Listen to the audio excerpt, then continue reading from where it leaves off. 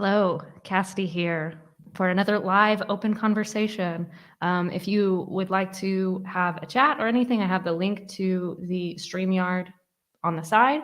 But we've got Teo here in the room ready to talk. So Teo, hi, how are you? Yeah, I'm good. I see that we're competing with Paul Vanderklay, but I know. Yeah. Thank you, Anomi, for letting us know Paul is scheduled. And as I said in my comment here, I just can't compete with that cunning beard. So it might just be us. But I'm glad you're here. And yeah, we can have this yeah, talk. I was on a live stream with Gavin, and someone said they left a comment in the tag Gavin in something that I was interested in, so I went onto the Discord. I was like, "Oh, Cassidy's on," and I've wanted to speak to you because you're a filmmaker and I'm an Hmm. aspiring filmmaker. So it's like, oh, good opportunity to sneak in there.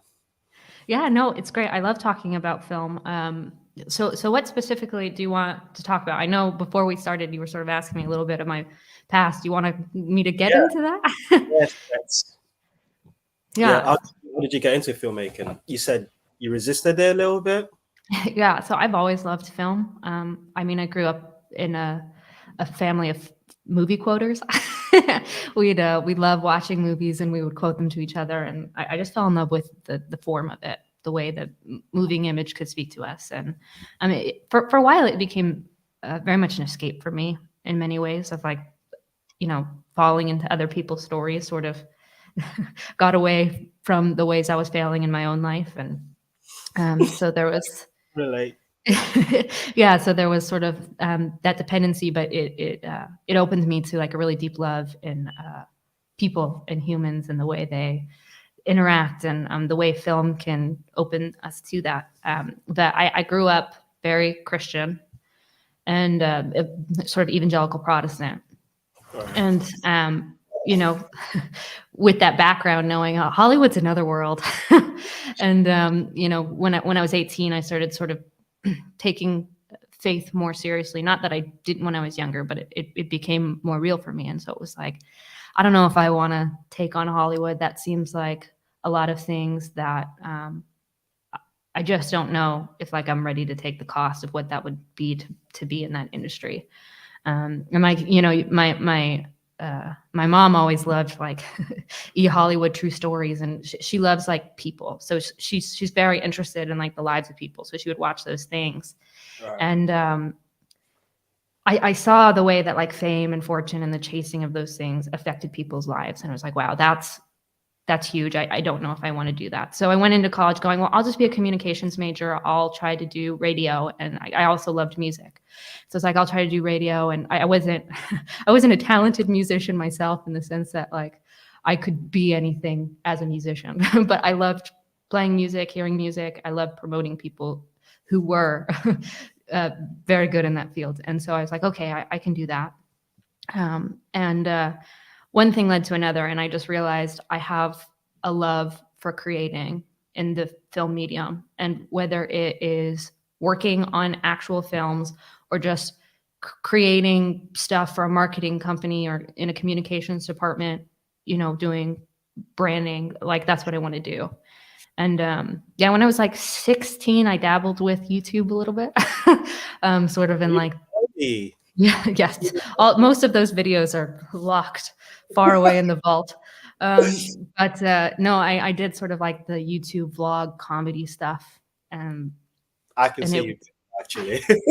I can see that. Vine yeah, era. no, it's the embarrassing era of my life that I try to forget. But there was just something fun and interesting about that. And so I played around with that without really thinking, oh, this is going to make me famous or something, or this is what I'm going to do. It was just sort of a fun thing to do at 18. And then that stopped pretty quickly when I started kind of asking the questions of like, well, why do we create? And what's the point of it? And all of these things. Easy questions. Yeah. So yeah, one thing led to another. I was like, I love creating with film, and I helped a lot of like editing and stuff for churches and doing videos with that. And so you get that little bug, and then all of a sudden you're like, oh, what else could I do? And so I still kind of wanting to not get too into Hollywood. I was like, okay, well maybe I can make music videos. go from this idea of like, okay, I can promote and do radio stuff to, oh, I can do music videos. And a lot of what I was really inspired by when it came to the ideas that I had for filmmaking were music. And so you'd hear the song, and all of a sudden you get the story in your head, and you want to like create this thing. And so, yeah, I kind of went in the mindset of doing that, and so I thought about going to Biola University in LA. So Oh, yeah, Christian university, and they had a program specifically for music videos. okay. And I got in, but there was some issue with my application because I got into the school, but I didn't also apply. I was coming as a transfer student because I did community college before that. And so I didn't apply for the major that I would need to finish the 2 years. So if I went to Biola, I'd have to do a year and then have to apply and then do the 2 years, which Right. at those tuition prices, it's crazy anyways, because it's like 30,000 a year or something crazy. And so I was like, oh, okay, well, I can't do it right now. And then it was funny. My older sister, she was living in Florida, and she was moving to the Bay Area for a job.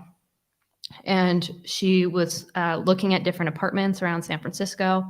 And one of the apartments was right next to San Francisco State University. And she just looked at the website to kind of see, okay, what's the school about? Am I going to be around a bunch of partiers or whatever? And saw like, oh, they've got a really good film school. And so she sort of was like, well, Cass, why don't you go here? You can live with me and we can do that. And I was like, oh, I never thought about that. And I talked about it back and forth. And I was actually talking to my dad, who my dad is a very pragmatic guy. But I was sort of wrestling with the question of what do I do? And he went to Liberty University. So he went to so he went to a Christian university, and then Grand Canyon University is where he graduated from, which is also another Christian university. And so as I'm like wrestling through these things, he goes, Cassidy, most women go to Christian universities to find a husband. Do you want an education or do you want a husband? And at the time I was like, I want an education. And so I went to San Francisco State University. Well, I applied, and then I needed some prerequisites before I could get in. So I rolled the dice. I took the risk. I'm going to go over there and I'm going to work. I'm going to take the classes I need at San Francisco State University at the community college level and try to apply again, see if I can get in. And I did. And so that took me on a trajectory. So I was there for a year, and then I did my last year abroad in Melbourne. But that's sort of where that love deepened. What was Melbourne like? Oh, amazing. Yeah. I loved Australia, and I love Australian films. Although not many people know much about them. Yeah. No, well, it's very small industry, and Australia has a bit of a problem in that once their artists go big or sort of get successful, they go to America. They don't stick around.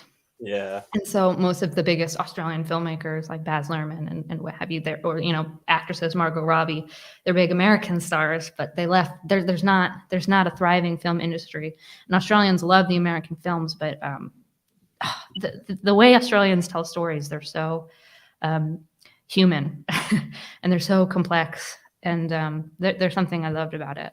But that was sort of where Australia is where I realized, okay, I think I can do this.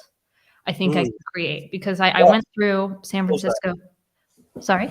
What caused I think I can do this? Yeah. So at San Francisco State University, I was doing a lot of theory classes and not a lot of practicality. So, I made little videos with my friends and, like little things that I did. So I had a sense of, okay, I like to do this stuff. But there's a difference than getting on an actual set and making a film.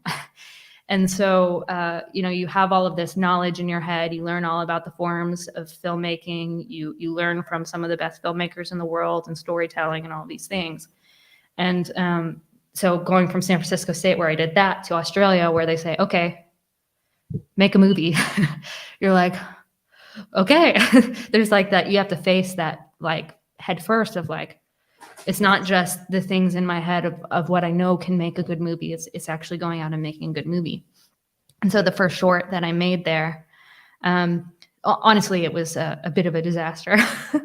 And the set and the recording of it, like anything that could have gone wrong did go wrong. I was not, I didn't sleep for like 4 days. I was, things were not going well. We were shooting on actual 16 millimeter film, which is just a whole nother level than shooting on digital, because you really have to know, how much time you're shooting, how much film you have left. And like, we got it, but we only had like 30 seconds left of free film. So it was like down to the wire of like, okay, we got everything we needed, but it was close. And yeah, some of our shots were not very good. You shot But on film. That's pretty cool.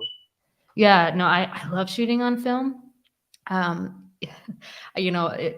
There's something in like editing. I edited this film as well. So we scanned it and then we digitally edited it. I didn't have to like cut the film. But like the quality difference is just crazy. And then there's something too about, I learned how to load film for this, and I probably wouldn't remember anymore. There was nothing more satisfying as being able to like, for me to like load film and like do it successfully. It's so silly, but it was like, it was like a traditional art that people don't know how to do anymore. And so I'd go in and I'd practice, and then I was like, I did it. But yeah, there's that. The quality of film is just like beautiful, and like the softness of it and all those things. And there's a part of me that's like, I wish I could only shoot on film, but there's a reason. There's a reason people don't shoot on film too much anymore. One, it's very expensive, and two, it's harder to. You have to be much more intentional about the way you shoot, because you don't get to see if the shots, right in frame, or if the shot's blurry, or if it's overexposed. You're just like shooting blind in many ways. And although there's some workarounds with that, but again, it comes at a cost. But anyway, so making this film was somewhat of a disaster. And so it's like 4 long days shoot, and it's over. I get home, I lay in my bed, I'm exhausted.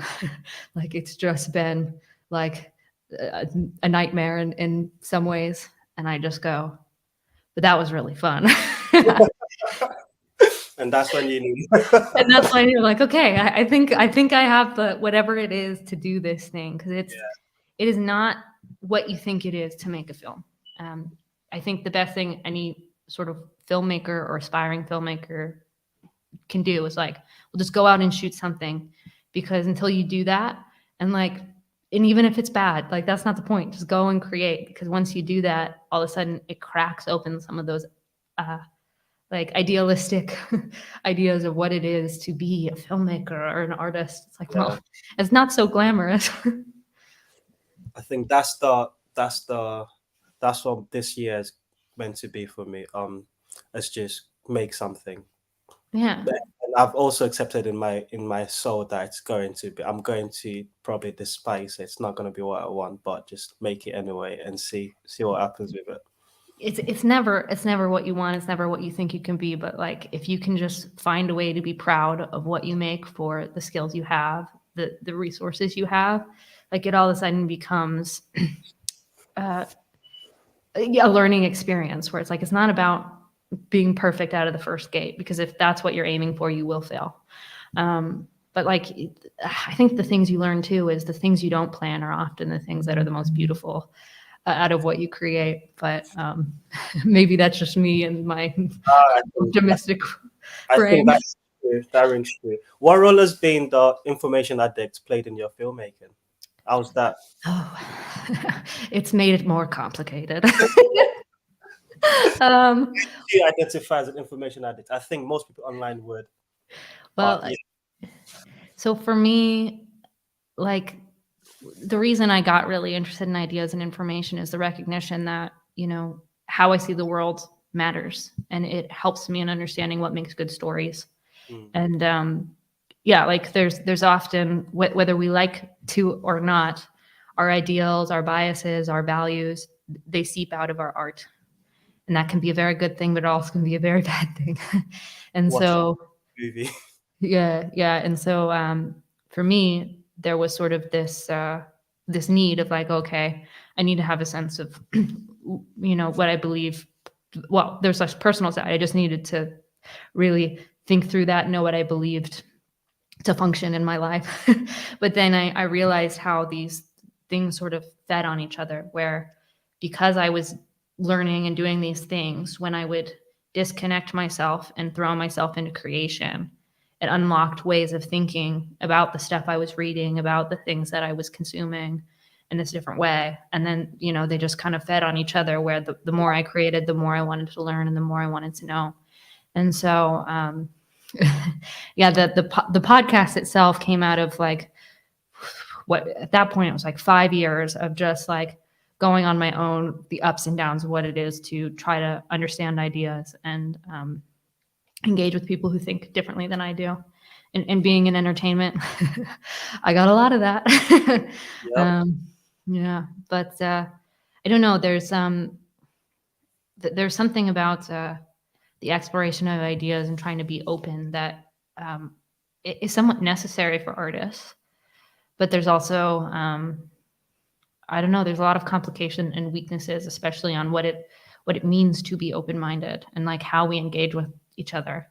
And I think that's where I've sort of tried to challenge myself too, of like, well, what is the things that I'm consuming and how is that affecting the way that I talk with other people, and how is that affecting the way I create, and is it affecting it in a good way?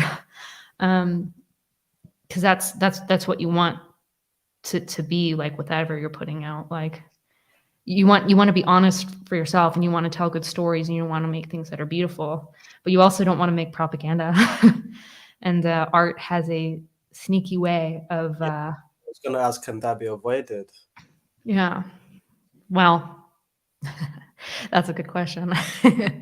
I mean, I certainly think I think it depends on what you mean by propaganda, but I think there's definitely ways to be more honest in the way we portray things. And Yeah, one of my I'm sure you're familiar with the critical drinker. It's gonna you say know, thing. I know about him. I've heard of him, but I haven't done a deep dive on him. Yeah, but there's a whole slew of YouTube creators that are lamenting the message in modern day storytelling. Yeah, And my sort of pushback to that is there's always been a message. You just don't like this new message. And I think that's my point about the propaganda aspect of um artistry. It's always going to be, especially storytelling, like there's a message there that you want to, like you said, you can't hide your morality in your stories. You can't disguise, you can try to disguise them, but they will still show up. yeah. Well, I mean, and you like, so in film history classes, you're watching you're watching films from all different types and times in the world, and so you're watching Soviet Russian films that basically were propaganda pieces. And it's funny because as much as we can make comments about the Soviet Union and some of the atrocities that happened there, some of the filmmaking techniques that came out of those films is like game changing for modern cinema and things, and it's so fascinating. And yeah, there's two parts of the conversation, and I'm trying to figure out how to say this well. But I think when we often talk about media, video, cinema, we often put the onus on the creator. The creator has to be ethical, and so we judge and identify what's propaganda by the motives of the creators as we see it. And like, I think there's a conversation to have about media ethics and the way that we create. But there's another side of that coin, which is the consumer aspect. Or as much as, there are some people who are creating things for public consumption, we're all consumers to some type or another. And so how do we get better at consuming so like we can watch propaganda and think better together about those things? And like my issue with some of the modern films is not as necessarily that they have a message. I think it's the truth first or goodness first approach to these films, where it's like, I want this ideology in here. So whether it impacts and works with the story or not, we're going to find a way to do that. And they work the film around the message versus trying to create a really good, interesting story that rings true and that is beautiful, that therefore leads to values like Yeah, presented in certain ways. And so it it's feels like you're getting preached to, in the same way people would have some issues with, some of these Christian movies that feel like sermons in movie form. uh those Christian messages, those Christian films do have a place in my heart, because as a young young Christian on fire for the Lord, uh when I swore off Hollywood, swore off all bad music, just gonna be Christian content. They played a role for like a year of my life. I was just consuming them. But yeah, they are just a sermon, a 2 hour sermon. Well, not all of them, like some of them. I would say the ones I recently found out that Catholics make better um Christian films than Protestants, but yeah. Well, no, I shouldn't say it, but Go on, say it, well, uh, that sort of makes sense to me, in the sense that I think Catholicism has always been a little bit more duty first approach to religion, in the same way Orthodoxy has, than Protestantism. Yeah. And there's a lot. I mean, there's a longer tradition behind the Catholic than sort of the newer Protestant, and so there's much more complexity and complication built in that. But I also I understand. Like I've had lots of conversations with Christian filmmakers and people trying to really promote the Christian stuff, and there's certainly a market in there.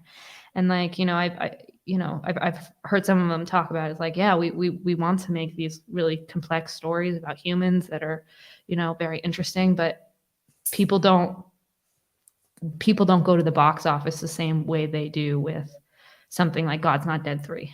It's like, like the consumer is somewhat demanding this, and like churches are more likely to buy out a theater if it's in some way an apologetic for the faith than other ways around. And so it's sort of complicated.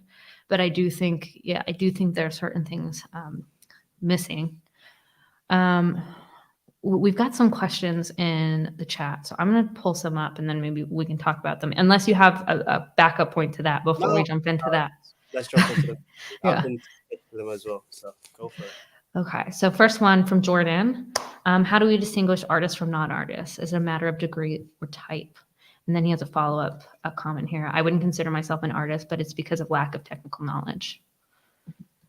Any thoughts about that, Theo? I wouldn't consider myself an artist. I think I can only say aspiring artist. That's as confident as I am with, because I think saying artist as a connotation attached to it, that responsibility, not comfortable bearing quite yet. Anyway, what do you make of it? Well, it's interesting because in some ways, like whether you're a professional artist or you're doing it on the side or something, we're all creating in some ways. And so seeing ourselves as creators is very interesting. And like the way we engage in our artistry is different. So I think you'd still be an artist without a degree or a high level of technical accuracy. But I think, part of being an artist is continually striving to understand the medium that you're in, and having that deliberate practice of trying to put yourself in there. But I think it's, I like your perspective of taking the responsibility of taking art on that title of artist with some responsibility, because I think sometimes we use it too broadly, and everybody wants to be an artist or a performer or some kind of thing now. And I agree. I yeah, like like best comments that art is the life you live. It yeah. sounds artsy fartsy that I can't get behind.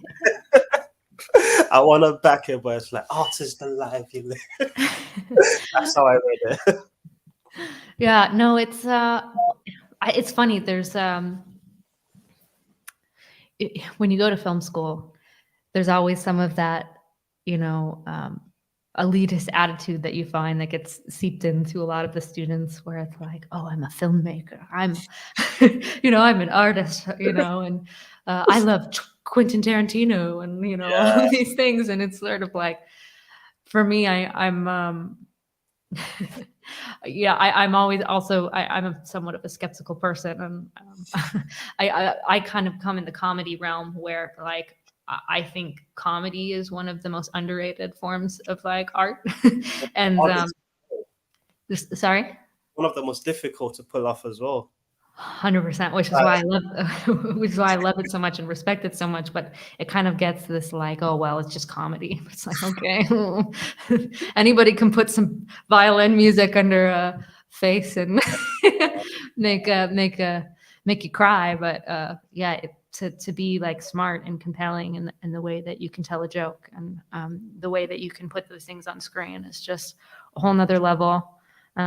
But yeah, there is something of like, hey, what is art supposed to be but a reflection of like the beauty we see in the world, and that inspiration for us to live more beautiful lives. And so it is sort of maybe a little hippie granola, but I like thinking of like, hey, like um, you can live your life with an intention, and like it opens you up to seeing art and creating art in ways that maybe you wouldn't have even thought before. Yeah. You're an Orthodox convert, correct? Yes, yes, it's been a year and a half since I've been officially Orthodox, but 3 years of being around in churches and trying to understand what it is. And how's that impacted your artistry? Um, I think it's given me more respect for it in one sense, where all of a sudden, coming from Protestant background, I didn't come from an anti-art family, but there's sort of a resistance to icons and religious art and certain things, and so the recognition of like, oh well, Orthodoxy is this beauty first religion where it brings you in with some of the beauty and the sort of the how would you say it, the um, sort of the artistry of a liturgy, where it's very calculated and symbolic, and everything that they do has some sort of deeper meaning. And even if I don't fully understand it, I know there is a deeper meaning, and that's really compelling to me. But I also think the theology has sort of opened my mind too, of like uh, what it is to be more human, what it is to live a different life, and I think especially in those questions of morality in films, um, I think it's opened me more to kind of a better understanding of like how to participate in those things, and the way we represent it. Because with orthodoxy, the frame is far more about life versus death versus like payment of sin. And so I think that's something that anybody can relate to, life versus death. And it's very, um, it's It's like very, so.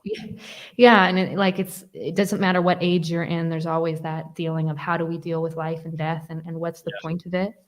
And so, yeah, it's opened me up in that way. But it's funny, since I've been Orthodox, like actually going out and making films, I've sort of been wrapping up the little projects and putting them in a bow. And so it's thinking a lot more about, oh, well, what do I do next? And yeah, I, yeah, I think I'm kind of in that pause where I've been focusing more on trying to unpack the ideas and learn the religion before I keep creating. Because, the worst thing I could do is get overexcited and then, run off and create something that's like a propaganda piece for orthodoxy. That would be pretty fun. The author bros will get behind it. Yeah. Well, probably, which is my fear. Exactly. Why is fair? Yeah. Well, it's somewhat of a joke, but I mean, I think the online participation, man, it in one way, being in this world, it sort of has given me some discouragement in art because it feels like we've lost the value in it. We've lost the value in beauty. We want to know what's true and what's good, and we don't give a crap if beauty Right. ever makes it to the table. And I'm actually reading a book, and I might start talking about it here soon on the channel, but it's called The Ethics of Beauty. And it's by this Orthodox theologian. And he kind of talks about, beauty as a transcendental and how we've sort of lost it, and how a lot of the ancients and particularly Orthodoxy were this beauty first approach to ethics and learning what it was to have a meaningful life. And as an artist, that's very encouraging. But yeah, when you're in a sea of everybody who's trying to figure out what's true and stand for that and put their flags in those things, without much concern about the beauty in which they present those things or the way in which they operate, it can be overwhelming. We got a couple more questions. I love the questions. They help us. So can you have a moral artist whose product is bad and a bad actor whose artist rings true? Uh, I I'll say yes to the second part for sure. Yes, yes, and yes. I Yeah. can give examples. Yeah, I mean, and I don't want to give examples because Mhm.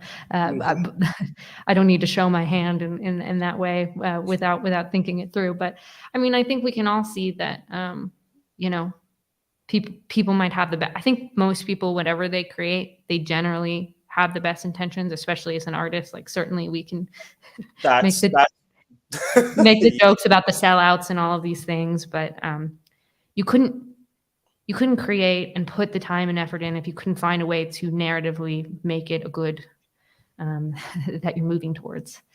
And so, yeah, I think those two definitely can be, and having an understanding of like, well, how do we navigate those things, and um, how do we give more grace in the process of understanding those things is where I'm trying to kind of figure out the mode. Yeah. Another question from Jordan. He's knocking them out of the parks here. Uh, Taya, what's your tradition? Yeah, I'd love to hear a little bit of your oh, background and story. what's our question? So I am Protestant by tradition. Yeah, but a weird sort of Protestant because I was born in Nigeria and I grew up in a celestial. I was literally born in a church, Oh, a white, really? yeah, a white garment church. Which means nothing to Westerners, but Yeah, now that I'm learning about Orthodoxy, it's pretty much the closest thing to Orthodox. It's very incense mm, icons, yeah, mm. bells, all that. So that's why I grew up Bells in and smells. Yeah. bells and smells. And I moved over still in Nigeria. I lived with my uncle when my parents broke up, if they were ever together, but they separated.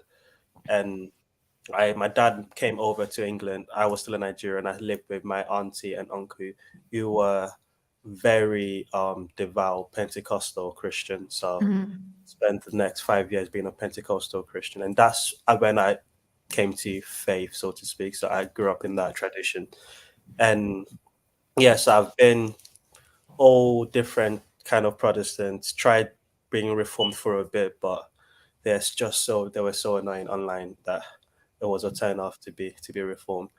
But now I am currently without a church. I went to an Anglican Church of England church this past Sunday, and I really enjoyed the liturgy. But they've just gone affirming, so let's see how Mm. long the church lasts before it falls off the map. So right now I'm still Protestant, but without a tradition that I can call home. And how did you find this corner of Yes. the internet? Yeah, it's really interesting. I found this corner because I was interested in uh stories. I had my my education was, I was trained as an engineer. I've got a mechanical engineering degree, and that's what I was gonna go into. But after graduate, after my leaving my after my undergrad, I was like, I don't know if I want to go be a junior engineer, picking out which screws and whatnot. So did what most people do. So I'll do a postgraduate, just extend my education by a year. But then I dropped out of that because it was untenable.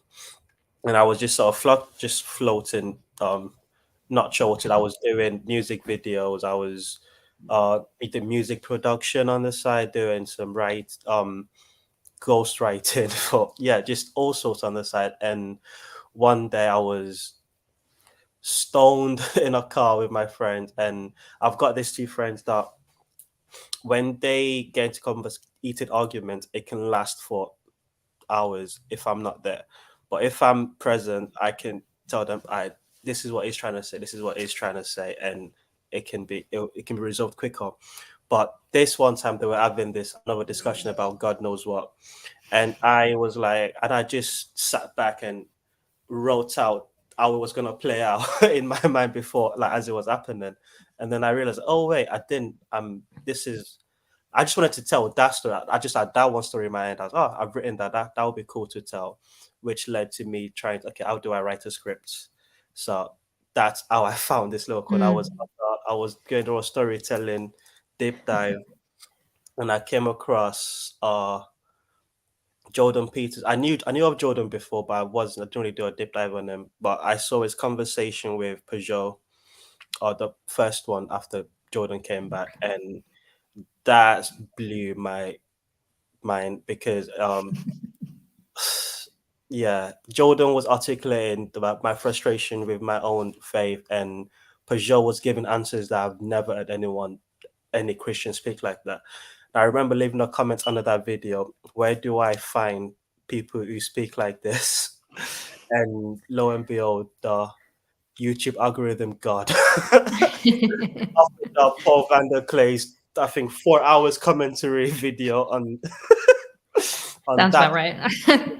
Yeah, and that's how I sort of did my toe into this little corner. And yeah, and then I found out there's just a bunch of artists here as well. So things, yeah, There's things clashed. a whole bunch of us, artists and not artists, you know, Yes, all different walks of life. But that's kind of the cool part about it, where it's yeah, you have that sort of mix, and we're all kind of trying to figure out how to talk to each other. um, now, you started a local estuary group in your yeah. city, right? What I started one in Manchester and Birmingham, Okay. but I have now left Manchester. I'm now in London because Okay. yeah, so I'm gonna start one in London soon, trying to figure out how to do that. The one in Manchester was attached to my church at the time where I was attending, and that was really useful. But I don't know if um that's gonna be possible here because I don't Mm. plan. Yeah, so figuring out what to do with Estuary London. But yeah, I Estuary was important because I couldn't just the transformation could not stay up. If it was just online, I would have felt like I was going crazy.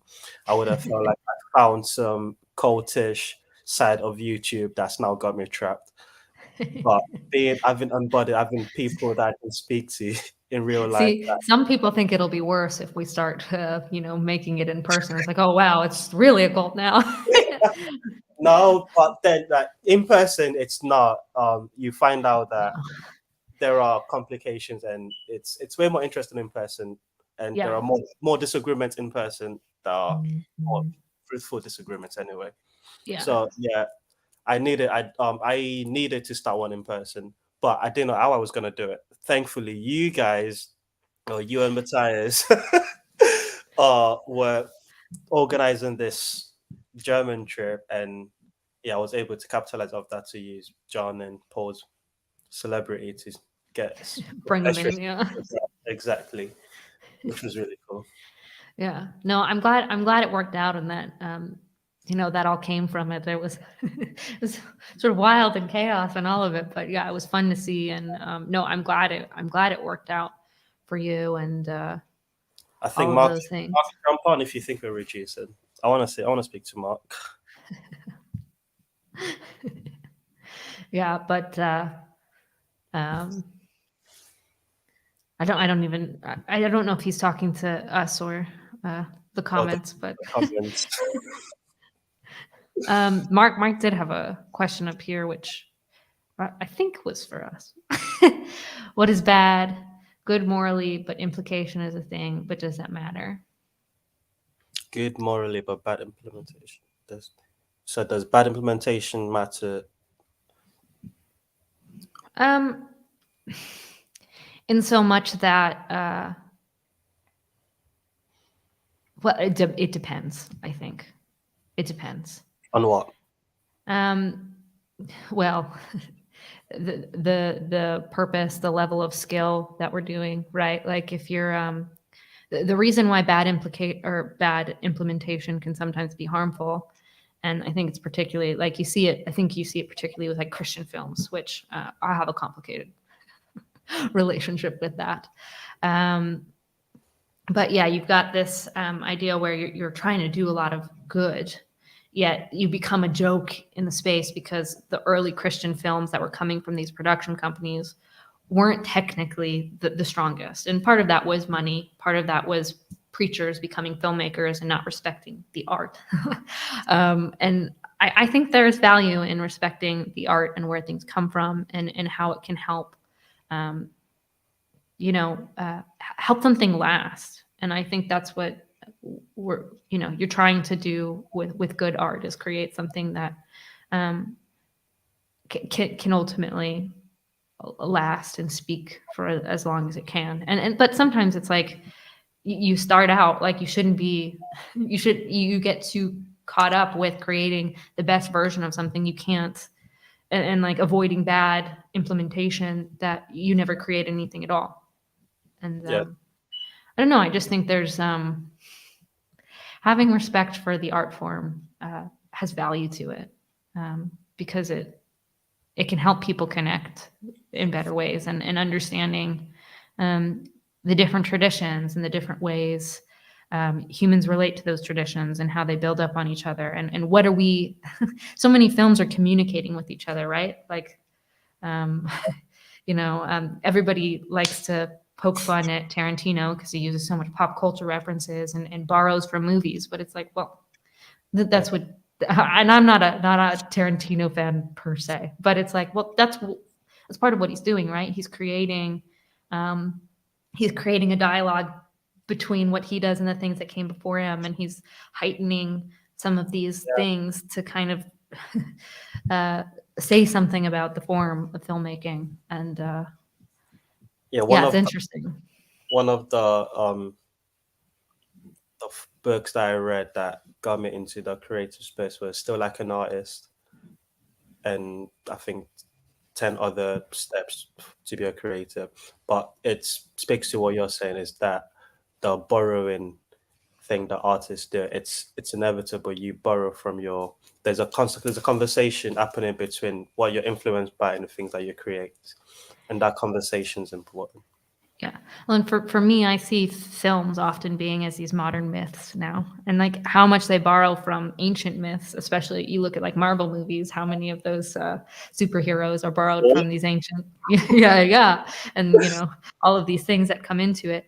But I know it reminds me of some of the ways that you can read the Old Testament and the recognition that like, hey, what's happening in Genesis? Like, especially Genesis 1, 2, and 3. Well, people can dismiss it by saying, oh, but it's just copying other myths of the time. It's like, well, no, it's in conversation with those things. And because there's that, connection with them, all of a sudden it creates this deeper understanding of, oh, maybe there's something deeper going on here.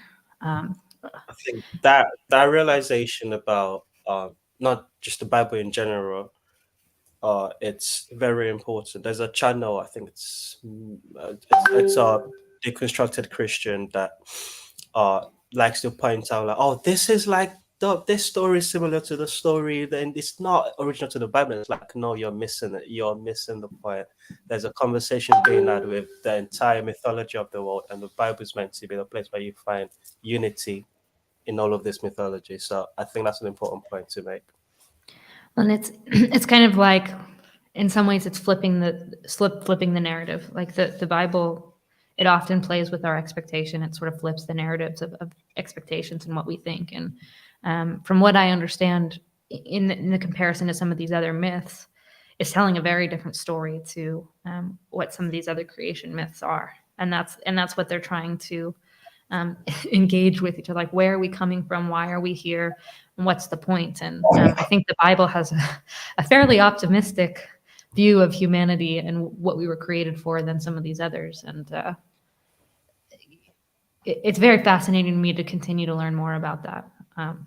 And it's definitely not something I'm the most educated in. I learn from a lot of other people. I'm a filmmaker, so I find the stories interesting, the narratives interesting. But yeah, the caricature that the Bible gets sometimes, I think in the last 7 years or so, I've just realized, well, I've always had a respect for the Bible, but I realized, oh, there's something way deeper going on here. And like, I keep returning to kind of continue cracking my categories and all of those things. Yeah, I'll say Mark, the last 2 years for me, but same journey. yeah, I think a lot of people in this corner are. And Mark made this comment here: art is relationship, and I think that's actually very true. Like, the way that we accept art and receive art, like, we engage with it as if we're in a relationship. We get to know these characters as if they are our friends, as if they are the people that we engage with in life. And very interesting thing that happens, especially as media becomes more and more accessible globally. Like, when it first started, we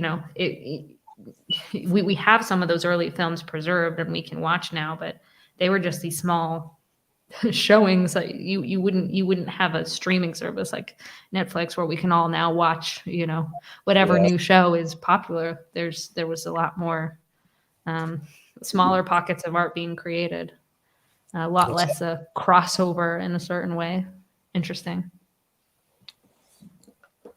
What do you make of the AI phenomenon, and how that's going to affect storytelling and filmmaking? Oh, that's a big question.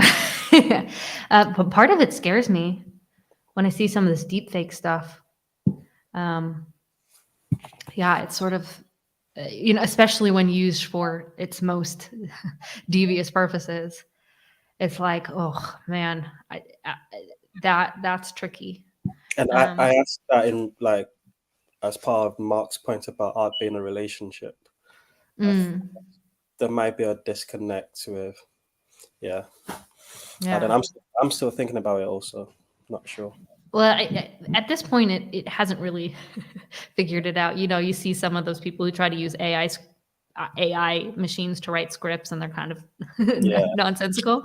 And so it's still it hasn't figured that out yet. But I don't know. I think too much reliance on the AI part takes out the human aspect of these things. And for me, that's what makes film and art so interesting, the people.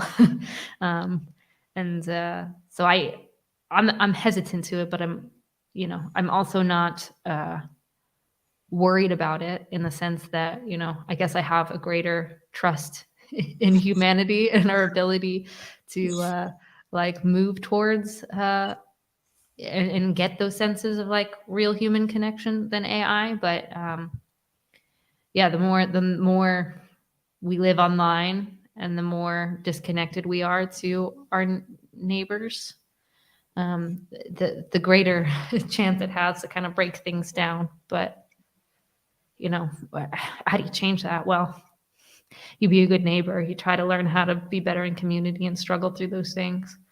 And yeah, I don't think AI can fully encapsulate the human experience. even when programmed by humans, you know. Yeah. What is your thoughts about it? Have you thought about AI quite often? My one of the guys in my estuary in Manchester's is been filling my head with all of the updates, and the most recent thing I'm like, I'm worried up to a point, excited up to a point, but mostly very confused. Yeah. It's kind of confusing. Yeah. I can't say that I fully understand the landscape of what's happened. I mean, the idea of AI is interesting. Have you ever seen the film Ex Machina? Yeah. It sort Yeah. of that sort of plays with the relationship of the extremes of like uh you know what it is to like live in a world with AI, and then like that place where we start even questioning ourselves of like how do I know I'm not, is this some turning test for myself? um but yeah, that, I mean, I haven't seen that film in a while, but that's something I'd love to revisit um in that like frame of AI. But like the Black Mirror series, Yeah. they went to a lot of like AI stuff and different things, and whew, that's full on. There's several episodes that have made me physically sick watching. The one with the kid, Which one? The one with the kid? a babysitting, um, the dog. I remember the dog and the kid not being afraid of the dog. Yeah. I'm trying to remember. It's been a long time since I watched them. I don't know if I Usually remember the episodes, but I can't. yeah, I can remember pieces of them. And eventually it just got so dark that I was like, I don't know if I I want this existential fear in my brain. I remember the creators in 2020 saying, we can't create, we can't make any more. The world has got up to the darkness of Black Mirror." I was like, oh, that's a bit extreme to say, because they went to some dark dark areas in their show. Yeah, I don't think our world is quite quite that dark yet, but um, yeah, I mean, but yeah, there's it's a very interesting show. Like it obviously explores something interesting, and it hits it hit people in a way that I think because we're all struggling with the idea of like how good is this technology? We've embraced it as um, very good, yet like there's all these dark sides to it. Um, but yeah, there's I think especially as a creator, as you have the power with social media and all of these other things to get your message out more than you ever could before. Yet there's also this static, and like everybody's trying to get their message out in ways that are more before, and what's worth saying and what's worth promoting, and um, What's worth consuming? what's worth That's consuming. Yeah. yeah. Yeah. I think last time I jumped on your stream was after you made a video about consumption and creation. Hmm. Felt like you were speaking to was directly to me. I was like, oh, how do you know I was thinking about that? But yeah, it's filling up, pouring out, filling up, pouring out. Yeah. Well, and I'm struggling that with that right now myself, where I feel like I'm in this consumption cycle that I don't. Well, it's probably not as good for me as it should be, but it's sort of like this auditing of like feeling like I have to go through these things as I move forward in these worlds and create in these worlds. And I think, okay, I'm trying to understand what's going on here, and yeah, that's hard because there's some things that I will consume that I don't necessarily think the form and the function of what is being put out is the best form and function of that thing. Um, and that it's like, well, then just don't consume it. But then there's that other part where it's like, well, unless you can consume it and understand it and try to figure out that space of like, where is that tension? Like, who's to say you won't fall into that same path? And Yeah. so, yeah, I think like forcing myself to create, because I'm often very hesitant to create and to do these things, not because I don't think there's good to it, but just seeing the way the world is, and some of like the lack of humanity that can happen, particularly on online spaces, is something I worry about. But then, the only way I know to kind of break that is like have conversations like this, right? Where we can just look at each other and human beings and we're talking about ideas, but we're doing Yeah. it in a way that like, creates that place for exploration and moving forward. And so I think from what I'm trying to move forward, I do want to kind of talk more about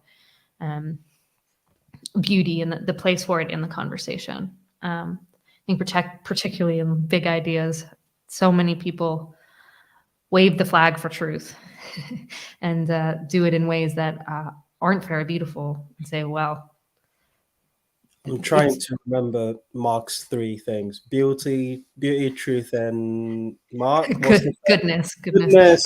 Don't give Mark that credit. Those are He Socratic loves. transcendentals. But he no, loves. there's He loves screaming those three things at me.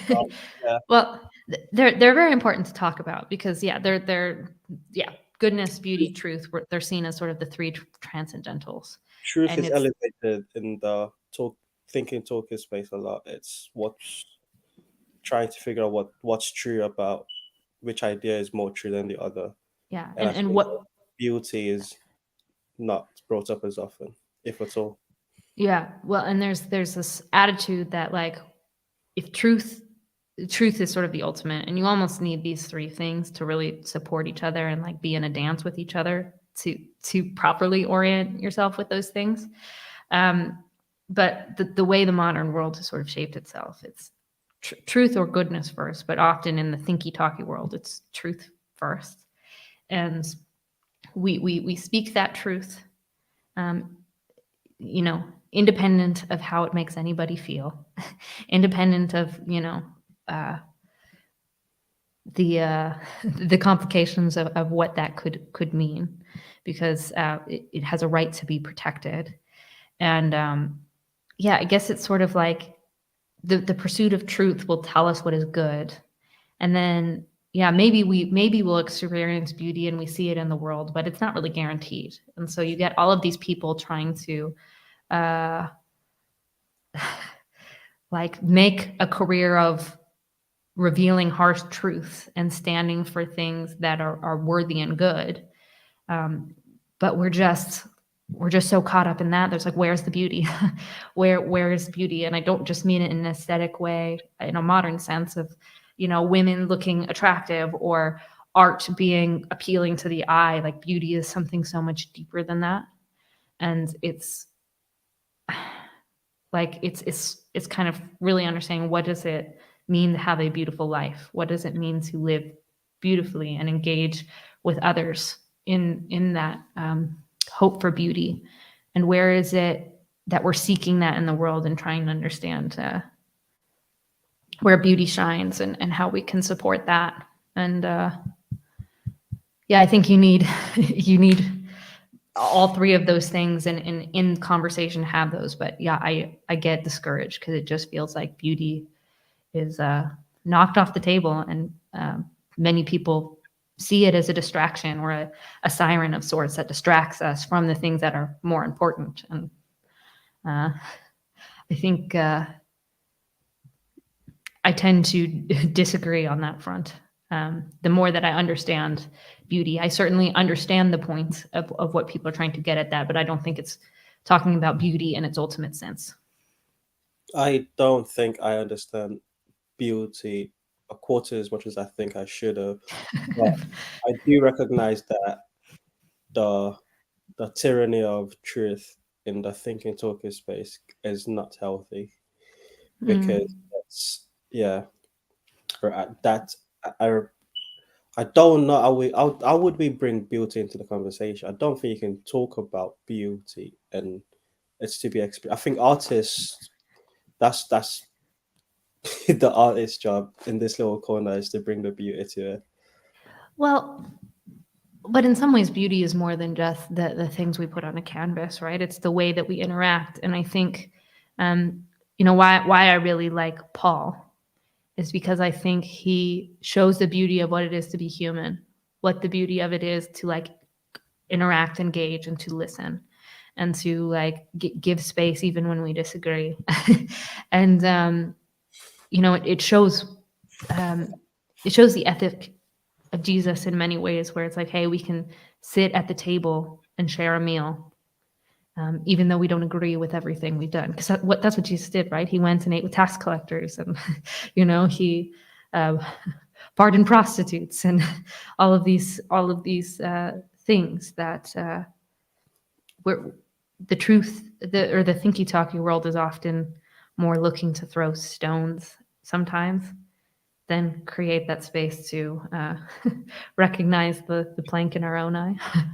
When I first found Paul and watched the way his one-on-one conversations, Rando's conversations, and I found out there was a Discord server. I presumed that the spirit in which Paul engages in conversation is what I would find on the Discord. And my first time on there was they were arguing about some political thing. I was like, oh, this is not what I thought it was. It's not the beauty that I saw. Yeah, well, Paul.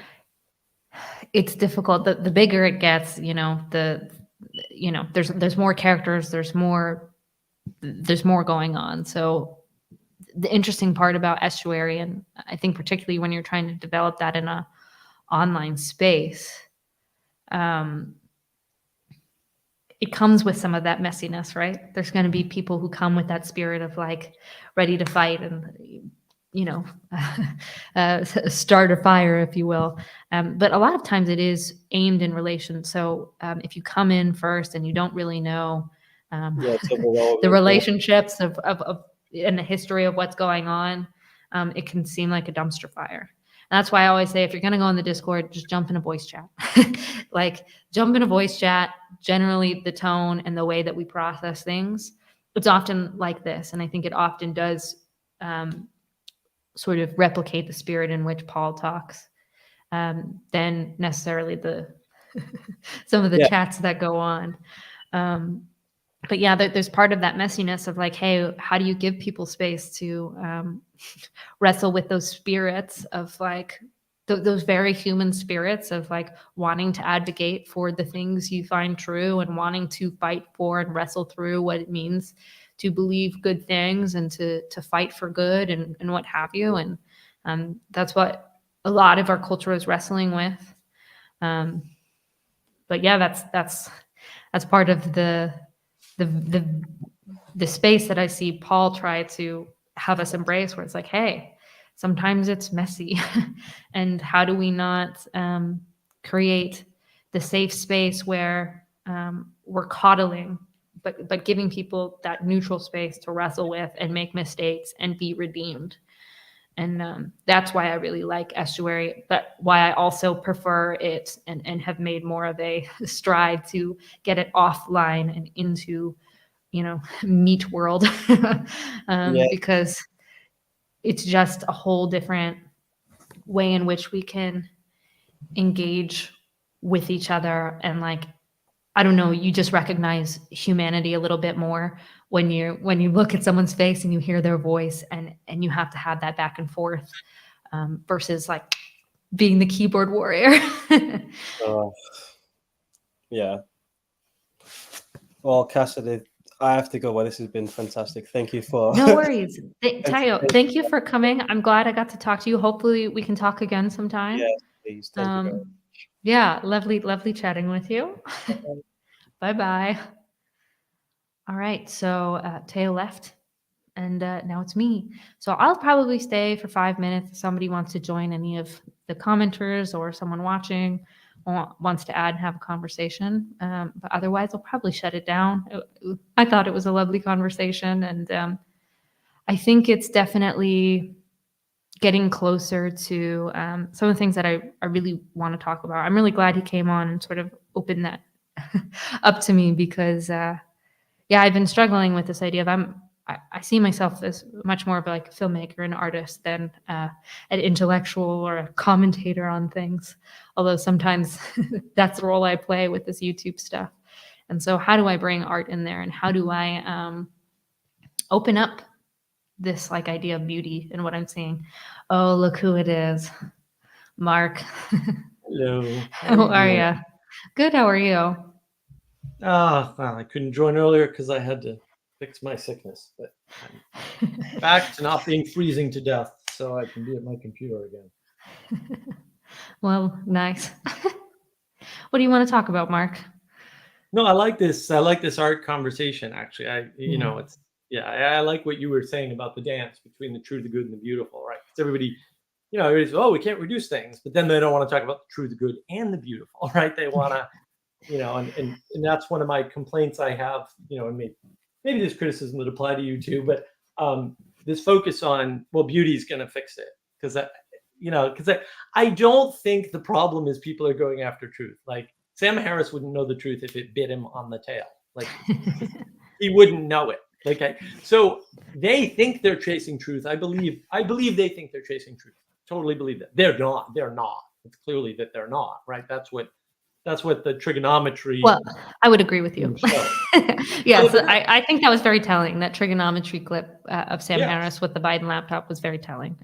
Yeah, and I did a video on that too, right? On his highest value being knowledge, and so you see this pattern where they think they're chasing truth through science and through knowledge, and I don't think knowledge leads you to truth. Like I just don't think that's the case, and that's where I start to have my problems. Is that you still need, you can't say what we're most lacking is beauty, which is, I agree with that statement, right?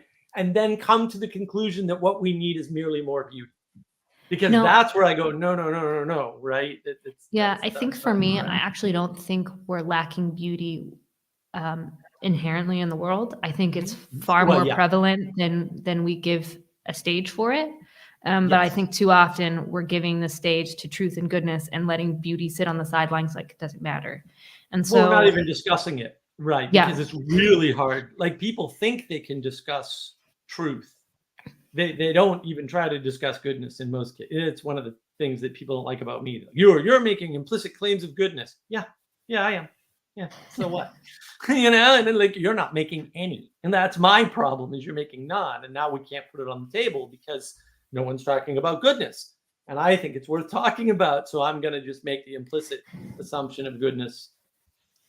Yeah, well, I think a lot of people are talking about goodness, but they do it in the frame of truth of like, we clearly know that this suffering, like in a Sam Harris case, we clearly know that the reducing of suffering is an utmost moral good. And it's like, well, how do we know that, Sam? Where are we getting that? Right. You know, some of the wokeness stuff, right? It's that pursuit of this idea of good. Or what they perceive to be good. And I think there's a lot of people making arguments of why woke culture became so prevalent, especially with young people. And they say, well, it's because they were unrelenting in their dogmaticness and their meanness and their their unwillingness to back down to non-truth. So we have to stand in the same way towards truth. And I actually don't think that's true. I think that more often these things were slipped into beauty through our art, and they told a story that people fell in love with now hold on to with a lot of conviction. And I agree. For me, it sort of gets to the place where it's like, okay, it's this acknowledgement of beauty, but it's sort of a goodness first beauty, and then truth. Yeah. What is truth? Well, it doesn't exist, right? And I don't think that's true. And so, the dancing of like beauty, truth, and goodness. And I mean, I don't know if I can go so far as to say beauty saves the world, but there's a part of me that believes that's true, and not that we just need to create more beauty and be soft and like unrelenting and just, fluffy. Beauty is so much deeper than that. And I think the right orientation to truth is the most beautiful thing that you can see. And that partly comes from my trust in the Christian story and the beauty that it shows me. But I think everybody is more drawn to beauty and more responsive to beauty and Yeah. Well, that's influenced true. by it, then they Yeah. will give lip service to. No, they can't even see it because they're No. busy being rational, and there's no Yes. beauty in rationality. And if you tell people you're a rational person and other people are rational, here, let me show you how they're rational. It's like, well, but they're not rational. Humans are not Yes. rational. They're not even close. We have the capacity. It seems as though we have the capacity to reason. That's different from saying we are rational beings, and that rationality is king, and it is the only thing worth pursuing, and the only way we can understand what is true or what is good or what is beautiful. Yeah, I fundamentally reject that idea, and yeah, I hope that. I don't know quite how to express it, but I'm hoping to find ways to kind of open that up and sort of soften the hard pull towards rationality when talking about a lot of these questions. Because I think if we appeal to beauty and to goodness and interweaving that with truth and letting those things show the shape of how the world is, we're going to get along with people we disagree with so much better. But we're going to get along to seeing a better reflection of what humanity is and truly should be through that. Yeah, well, you have to be submitted to that higher thing, which is, in Christian circles would be the story, right? Oh, we're embedded within the story, right? It started with the creation. And I only recently ran across Ken Ham, and I was actually amazed. I'm like, he's talking. I mean, his solutions are retarded, right? But he's actually talking about the same things I'm talking about. Some things, middle out thinking. He's talking about, people ignore creation. They're just trying to grab you straight from where you are on the road to the cross. It's like, no, you got to go back, right? Get Genesis and then go forward. It's like, yes, that is true. You have to go back to the starting point. So yeah, I saw when it was talking, he had this little graphic, and I'm like, I want a graphic like that. That is cool. He has the same layout. He's seeing the same thing. I mean, like I said, his solutions are not particularly helpful, but without that embedding in the larger thing, we can't get along. Like if it's just my version of the story versus your version of the story, and I wanted to touch on something too.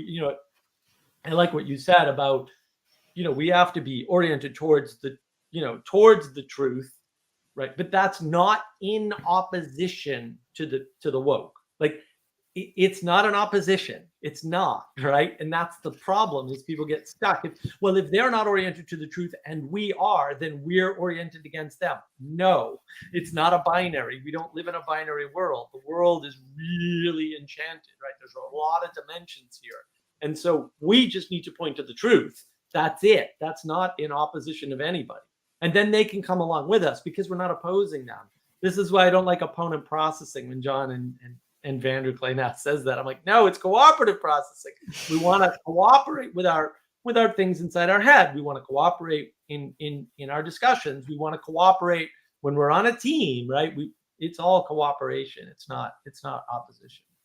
Yeah. Well, and I don't know. I think if we feel that we need to defend truth, we don't have a lot of faith in it. Because to me, the truth is the truth, and it's going to stand out as time shakes out, right? And so I can try to deny it, I can try to run from it, but either way, it's going to hit me in the end. And I can do my best to stand for what I think is true. But if I can live a beautiful life and try to find ways to cultivate the beauty and see the beauty in the world, and let that help me understand what is good, my participation in good will ultimately help reveal to me better what is true. And we have it backwards right now. We pursue truth by rational means to tell us what is good, and we participate in that good because it's true. And maybe it'll be beautiful, maybe it won't. Most religious people believe it will, and they experience those things.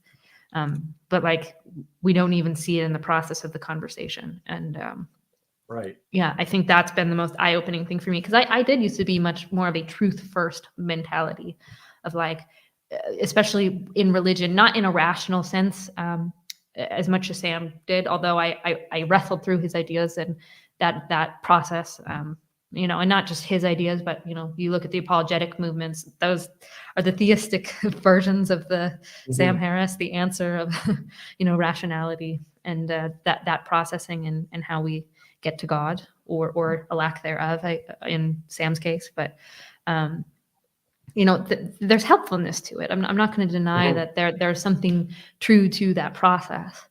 But yeah, the more that I understand beauty ethics and the more that I reflect on beauty and try to understand what it is, the more I realize, yeah, it's really flawed. And like, if you can't keep playing the rational game, Right. because someone else demands it. You gotta try something different than that. Yeah. Yeah. And it is that embedding in something bigger. Like, we're not going to get along if we are not embedded in something bigger. And it can't be the planet. Yeah. That doesn't work. Listen, right? I became Orthodox, right? I'm all about embedding into something bigger, right? Right. Well, and submission. Submission is the big thing. People don't want Yeah. to submit, and then they don't understand why their models of the world don't work, and things don't work out, and then they get angry, resentful, and it's like, well, your model sucks. That's why it doesn't work. Well, I can understand some of the hesitancy submission because there's a lot of people who are told to submit to something that, uh, maybe is a little bit dangerous. Like, I think particularly people who've had bad experiences with cults or very legalistic religions, that idea of submission can be a very intimidating thing. And like, I don't think there isn't some wisdom in the idea of like, be careful what you submit to. But if you refuse to submit to something, well, something's going to grab you and possess you, and that can produce some funky results. Yeah, no, that's the problem, right? I have this quote, like, if you believe you do not have a religion, one will be provided to you without your knowledge or consent. And that you just get caught up in religion is just the set of perennial patterns of life to some extent, like on this planet anyway, and for humans or something. And you're not getting around it, right? You're not getting around washing feet. You're not getting around hierarchy. You're not getting around the problems that hierarchy brings. You're not getting around any of that. The question is, are you aware of it? Are you engaging, with your rationality? Because every tradition talks about rationality. You can't throw it out. It's just it can't be the highest value either. And I think if you try to make information or knowledge, because you confuse the two, the highest value, you end up stuck in rationality, because rationality is how you validate information and knowledge. And so you end up in this, in this trap, and you can't get out. Well, and I feel like it denies the fact that rationality is born out of irrationality. We're born in this world. We're not reasoning in the way that these philosophers reason. It's something that we learn as we are drawn to different beauties in the world, honestly, and clash with with hard truths and wrestle with our inability to be as good as we wish we could. And right. That's a big process of being human. And so it's sort of that I find myself in that, like, between a rock and a hard place. On one hand, it's like, yeah, I love that, you care about truth and that matters, because I don't think a postmodern worldview leads to something that's livable or that is really helping ground things. But I think there's some fundamental problems with this. We must be reasonable. Rationality tells me this, and you're getting lost in like a big part of what it is to be human. It's like participating and having a little less trust in your own capacities to think and apply, like trying to listen to other people's reason and wisdom and humanity. Yeah. And it is that. I mean, I think that is the struggle, right? Like, that's the struggle of being human, is the struggle towards ethics, right? The struggle managing the tools of narrative and the tools of rationality, which at some point are opposed, right? They're not, they don't mesh, right? And managing the tools around the pursuit of the true, the good, and the beautiful, and Yeah, which certainly aren't my concepts. They predate me by a couple Yeah, I thousand years. can't let you take that on, Mark. Sorry. No, that was good. That was good. I thought it was funny when Taya would say it. I was laughing very hard. I was like, Taya, what are you doing? Like, I appreciate the credit, but it definitely doesn't fit We got to keep you. We got to keep you in your place, Mark. Can't get you Yeah, no, I don't taking wanna be- too much credit. Or Nathan will say, "I'm trying to help you fund a cult." I know. Yes. Yeah. No, it is that struggle, though, right? And that's what religion is to some extent. Is that struggle with trying to be better than we are, trying to transform. Everybody talks about self-transformation, which I argue is just impossible. It's just an absurd concept on the surface. It's like, and that's actually a sort of the revelation I had recently was, people would say things like, well, the seed has everything it needs to become a tree. And then I was like, wait a minute, that's just wrong. Like everything about that statement is completely, you need gravity, you need water, you need sunlight, you need a ground to put your roots in. Otherwise, it won't grow. So no, it doesn't even contain all the information needed to be a tree. It only contains that information in conjunction with all of the things that were already there before the seed existed. And people don't want to submit to that. They don't want to start at the beginning. They're denying creation. They're just denying that, no, there was a process that led to this. And before that process, there was some base number of things available for that process to occur. And they're just skipping over, looking at the end product and saying, well, look, this is it. It's, it's a carved elephant. Like that's all there is. Like you don't, and it's like, well, there's pigment and there's wood and somebody had to carve an elephant, which means somebody needed to see an elephant to carve it. And then there's all these, this is actually hand carved from India, by the way. A very good friend gave this to me. And I mean, where did that come from? I mean, it didn't entirely come from nature, but it did not come from nature. And, like it doesn't spring out at the point that it's finished. It springs out from the process of doing the carving and doing the painting and seeing the elephant. Right? So there's all this experience with the world that you're bringing into the art, right? That's what I was saying about relationship, right? The artist is bringing their experience and to an object, right? Whatever that object is. And then they might be bringing their subjective experience of the object plus their historical experience into the object, right? And they may or may not have a mind for an audience specifically. That doesn't really matter. But you can see all the relationships. And then there's the implementation. And so Sally Joe's been working on the Virtue Cards project with us. And she said, yeah, it takes about 6 or 7 layers of paint to get the 3D effect to pop out of the, and I've been watching it. So I'm sitting there, right? This is just magic to me, right? I'm watching. I swear I've probably seen 90% of all the work she's done on this thing just because she's doing it, most days and she puts the camera on. I have no idea how this is happening. I know I keep looking at it going like, I see the physical things you're doing. I understand literally all the art theory because she's explaining it while she's doing it. So I actually have a fairly good art, for painting anyway. I have a fairly good background in painting all of a sudden that I didn't intend to have. And I'm just looking at that going like, I can't do that. There's no freaking way. There's a spirit there that she's moved by that I don't have access to. And even if I did, I need to build up the skills over time, right? So the artist is bringing their skills or lack thereof, right? And that was my comment earlier was, well, does the implementation really matter, right? Because in the beginning it doesn't, because you suck. Like everything you've ever done, you suck at in the beginning. Yeah. Well, that's because you have to learn.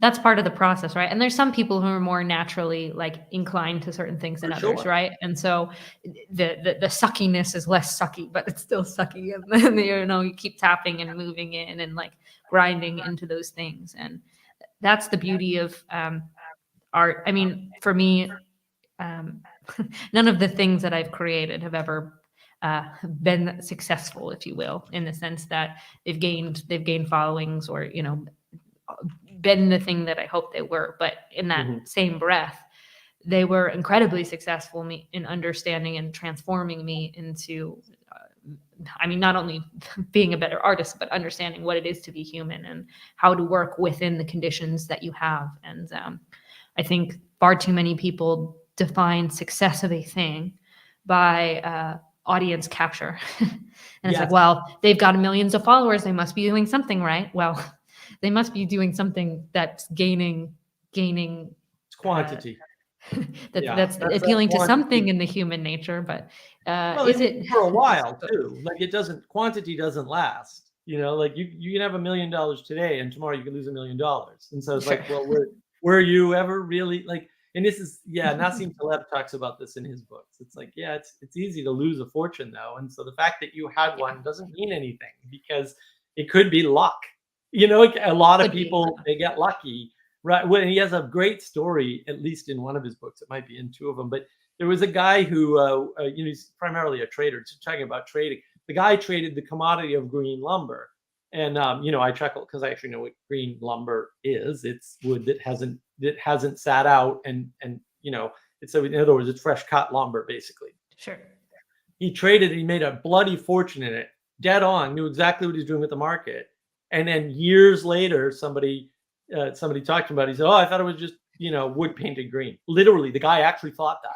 He was able to successfully trade the commodity because he was looking at the pattern. The thing doesn't matter. Like, there's a pattern to green lumber prices. And once you know the pattern, you can make lots of money with it.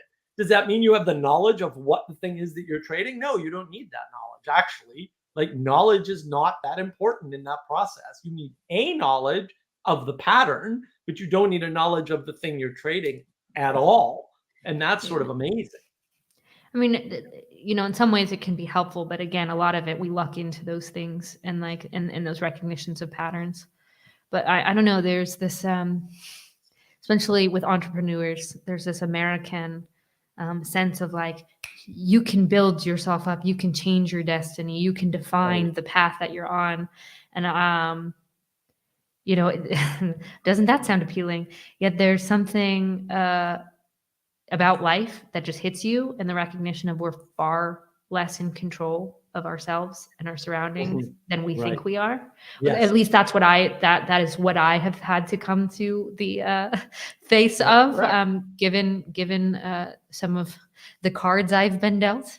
And so I try to learn of like, how do I be a good participator in this thing that I'm given, right? And that's where orthodoxy opens me too, where it recognizes I'm given these traditions that are supposed to help reveal the pattern and participate in something with the divine.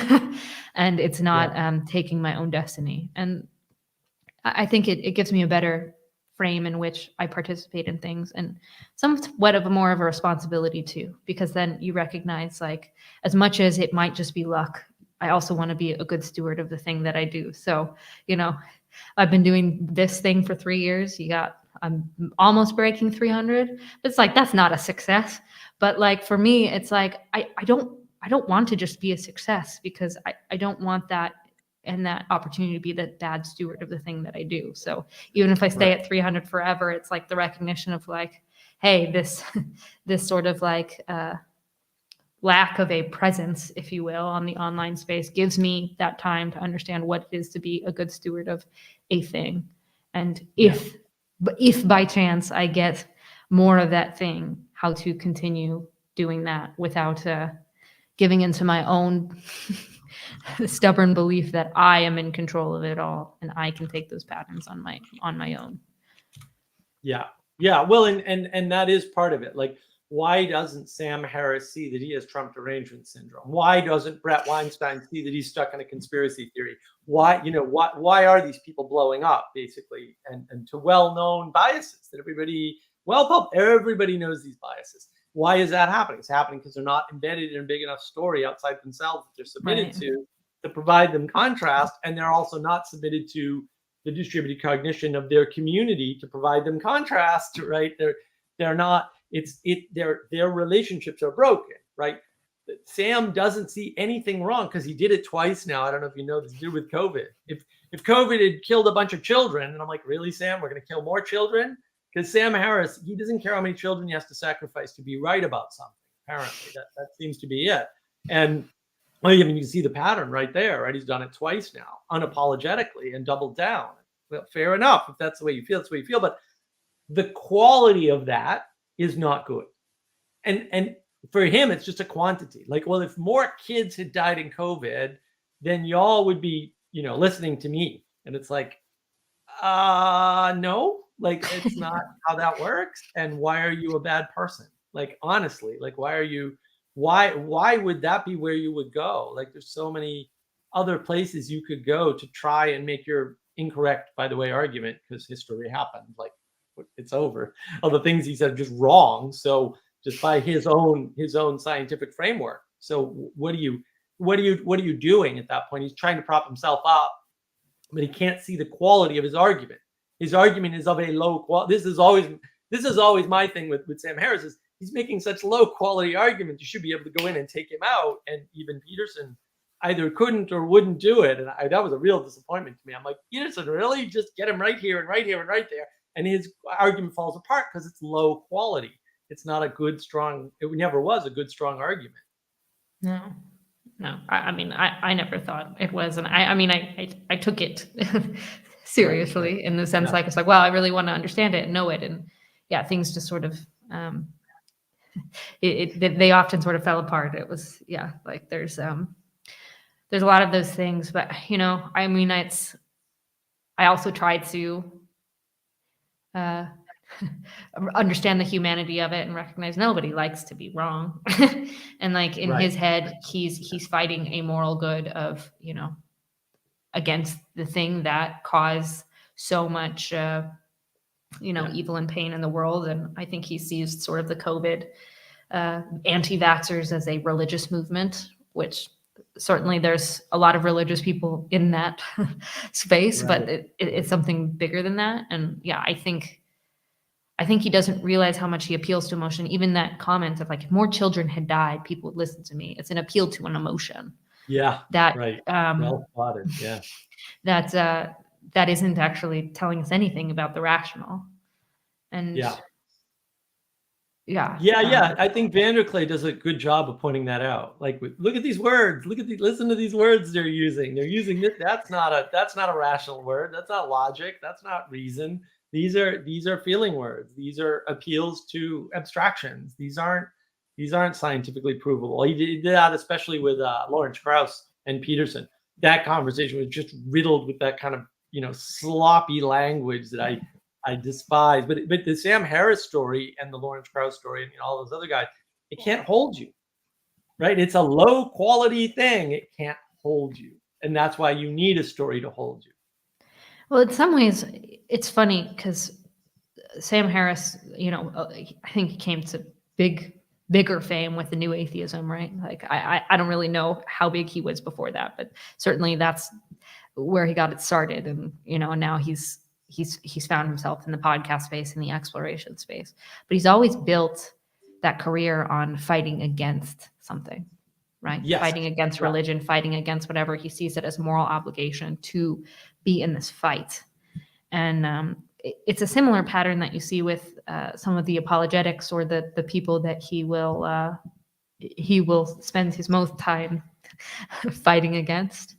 And so there's that one part where you can recognize, okay, they're trying to defend something true, something good, but then you get so caught up in the willingness to defend your own standpoint that you can't give yourself that space or that curiosity to understand, could I be wrong? And it seems like Sam has a particular emotional connection to some of these, what I think are simplistic narratives of the biblical story and what they say about evil in the world. And Right. He thinks ancient people are so stupid. And it's like, and a lot of people, snobbery. Yeah, that a lot of people think snobbery is terrible. A lot of people think ancient people are stupid. And so when you hold that, you cut yourself off to the thing you came from, because you're at the end of the line of this whole ancient thing. Yes. And that's where I start to kind of lose the interest and check out. It's not that I don't see that he has valid points, but it gets so lost in like a defense of against something, right? That it's like, where's the curiosity? Where's the space? Where's that space that we see in this little corner where we can disagree? And you and me, Mark, we disagree about a lot of things. I can guarantee it. But yeah, the fact that we can have that conversation here and hear each other and meet each other in the things that we do see, I think that's important. Right. But It is important. And they can't, because they're not embedded in something larger. They're only embedded in their own ideas.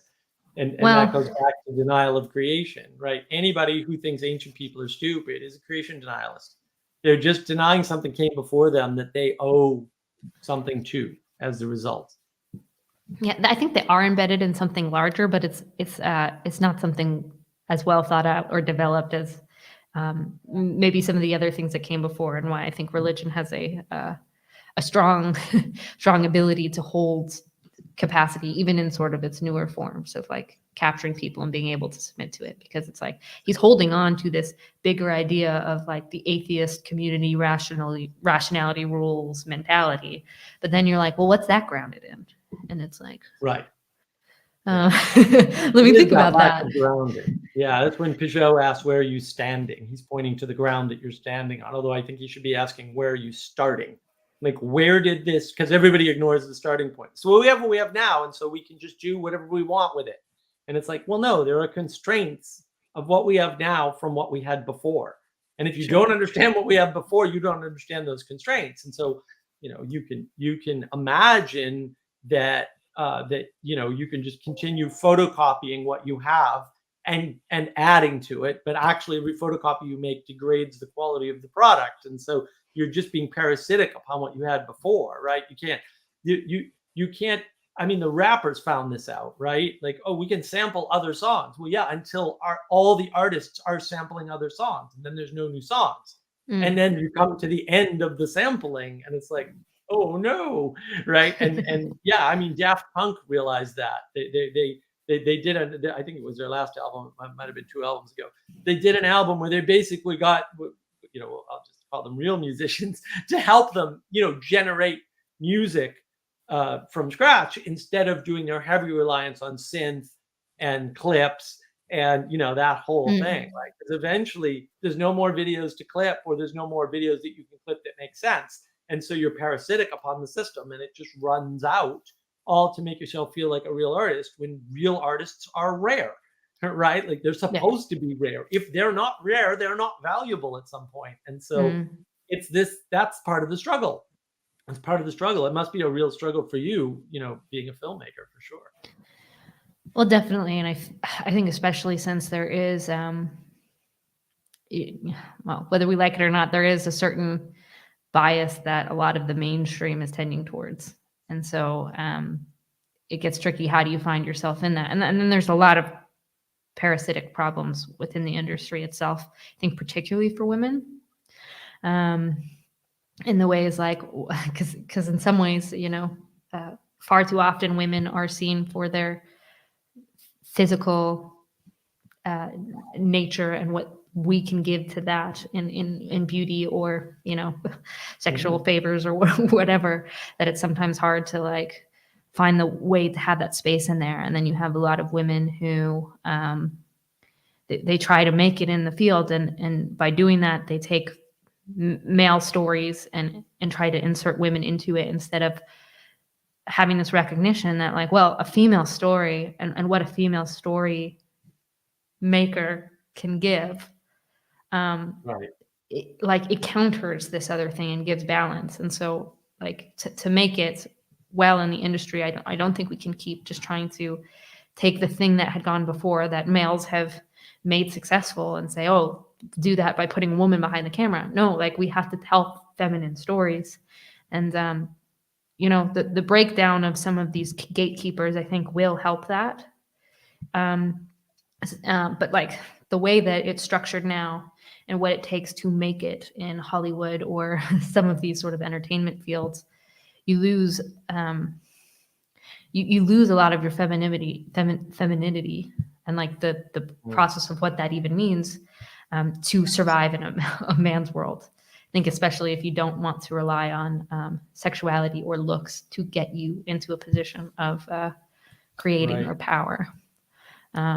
So it's tricky, and there's conversations happening about it, right? Like, Me Too was part of that conversation, and man, there was a lot of good and a lot of bad that came from all of the the implications of that. But yeah, there's trickiness, I think, particularly in the film field. I think I think some arts are more friendly and safe for women. I think particularly like watercolor or painting or anything that doesn't demand you be on a set on your feet, lifting heavy things and those sort of things, or working odd hours.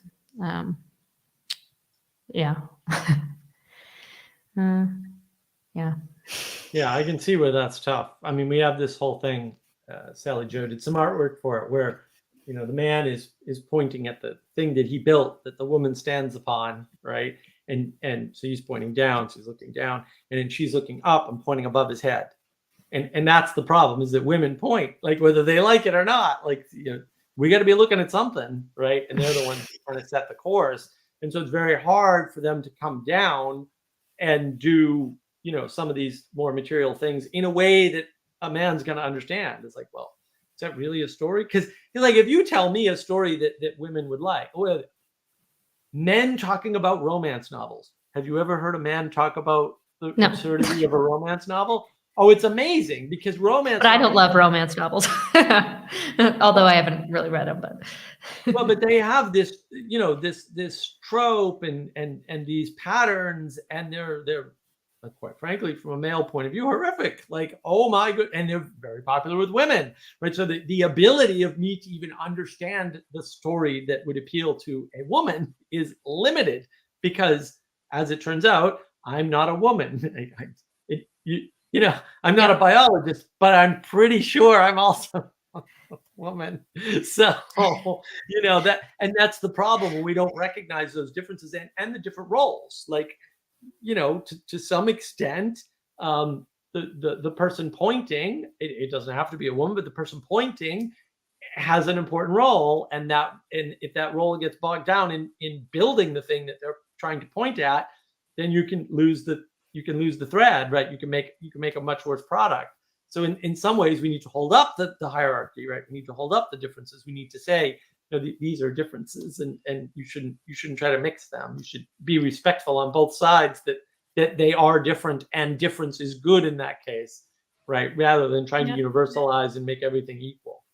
Yeah. Well, and I think there's just something to learn from each other, right? Like I am by no means against the films that have come out that are men focused, men stories, whatever. Like I don't have a problem with those. And as a human being, I can understand it and learn from it. And some I find more interesting than others. But it feels like the story of the feminine, they're often slower and more grounded, and it's like that ability to kind of create space. And so they're not as flashy and as like as grabbing, but they have this like incredible impact and something to say about the human condition.